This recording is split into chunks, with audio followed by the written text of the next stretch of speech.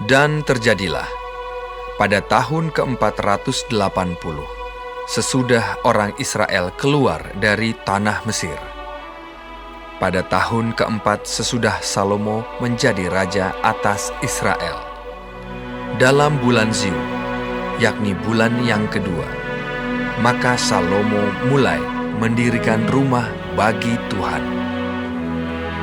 Rumah yang didirikan Raja Salomo bagi Tuhan itu 60 hasta panjangnya dan 20 hasta lebarnya dan 30 hasta tingginya. Balai di sebelah depan ruang besar rumah itu 20 hasta panjangnya. Menurut lebar rumah itu dan 10 hasta lebarnya ke sebelah depan rumah itu. Dibuatnya juga pada rumah itu jendela-jendela yang rapat bidainya. Pada dinding rumah itu, sekelilingnya didirikannya kamar tambahan. Sekeliling ruang besar dan ruang belakang dan seluruhnya dibuatnya bertingkat-tingkat. Tingkat bawah 5 hasta lebarnya, yang tengah 6 hasta, dan yang ketiga 7 hasta. Sebab telah dibuatnya ceruk-ceruk pada rumah itu sekeliling sebelah luar, sehingga dinding rumah itu tidak usah dilobangi.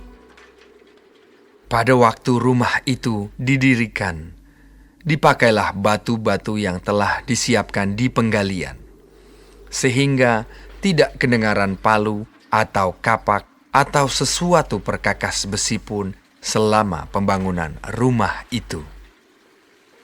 Pintu tingkat bawah ada pada lambung kanan rumah itu, dan orang naik dengan tangga-tangga pilin ke tingkat tengah, dan dari tingkat tengah ke tingkat yang ketiga. Setelah ia selesai mendirikan rumah itu, dibuatnyalah langit-langit rumah itu dari bingkai dan pemapan dari kayu aras. Dan setelah ia mendirikan kamar tambahan itu pada rumah itu sekeliling, yakni setiap tingkat 5 hasta tingginya, maka rumah itu ditutupinya dengan kayu aras. Kemudian datanglah firman Tuhan kepada Salomo demikian.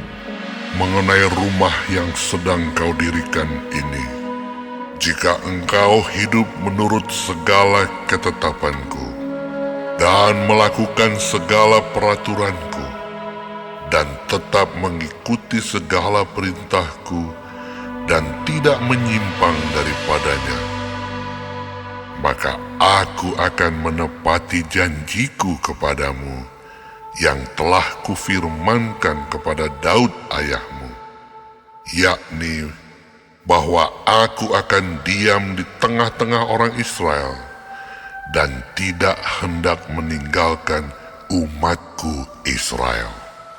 Setelah Salomo selesai mendirikan rumah itu, ia melapisi dinding rumah itu dari dalam dengan papan kayu aras. Dari lantai sampai ke balok langit-langit dilapisinya dengan kayu aras. Tetapi lantai rumah itu dilapisinya dengan papan kayu sanobar. Kemudian disekatnyalah 20 hasta bagian belakang rumah itu dengan papan kayu aras, dari lantai sampai ke balok-balok. Lalu dibuatnyalah ruang itu menjadi ruang belakang, menjadi tempat Maha Kudus. Dan 40 hasta panjangnya ruang yang di depan ruang belakang itu, yakni ruang besar. Kayu aras sebelah dalam rumah itu berukirkan buah labu dan bunga mengembang. Semuanya ditutupi kayu aras, tidak ada batu kelihatan. Demikianlah dilengkapinya ruang belakang di dalam rumah itu, di sebelah dalam sekali, supaya di sana ditaruh tabut perjanjian Tuhan. Ruang belakang itu 20 hasta panjangnya, dan 20 hasta lebarnya, dan 20 hasta tingginya. Ia melapisinya dengan emas kertas. Lalu ia membuat mezbah dari kayu aras di depannya. Sesudah Salomo melapisi rumah itu dari dalam dengan emas kertas, direntangkannya lah tabir pada rantai-rantai emas yang di depan ruang belakang itu. Lalu ruang itu dilapisinya dengan emas. Seluruh rumah itu dilapisinya dengan emas. Ya, rumah itu seluruhnya. Juga seluruh mezbah yang di depan ruang belakang itu dilapisinya dengan emas. Selanjutnya, di dalam ruang belakang itu dibuatnya 2 kerub dari kayu minyak, masing-masing 10 hasta tingginya. Sayap yang satu dari kerub itu 5 hasta panjangnya, dan sayap yang lain juga 5 hasta. Sehingga dari ujung sayap yang satu sampai ke ujung sayap yang lain 10 hasta panjangnya. Juga kerub yang kedua adalah 10 hasta panjangnya. Dan kedua kerub itu sama ukuran dan sama potongan badannya. Tinggi kerub yang satu 10 hasta, dan demikian juga kerub yang kedua. Maka ditaruhnyalah kerub-kerub itu di tengah-tengah ruangan yang di sebelah dalam sekali. Kerub-kerub itu mengembangkan sayapnya, sehingga kerub yang satu menyentuh dinding dengan sayapnya, dan kerub yang kedua menyentuh dinding yang lain. Sedang sayap-sayap yang ke arah tengah itu bersentuhan ujungnya.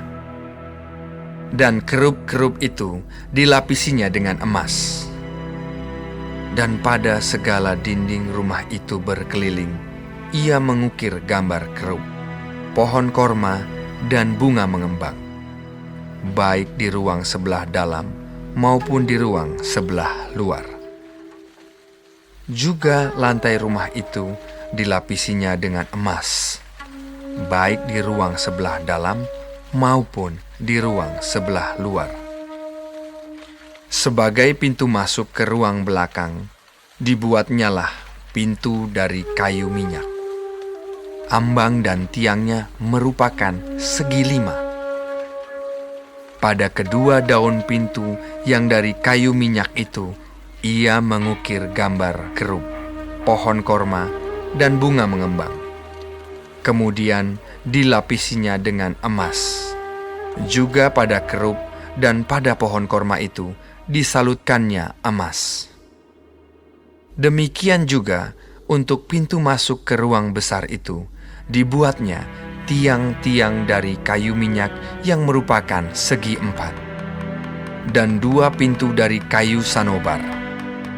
Kedua papan pintu dari pintu yang satu dapat dilihat, dan demikian juga kedua papan pintu yang lain. Lalu diukirnyalah padanya kerub, pohon korma, dan bunga mengembang.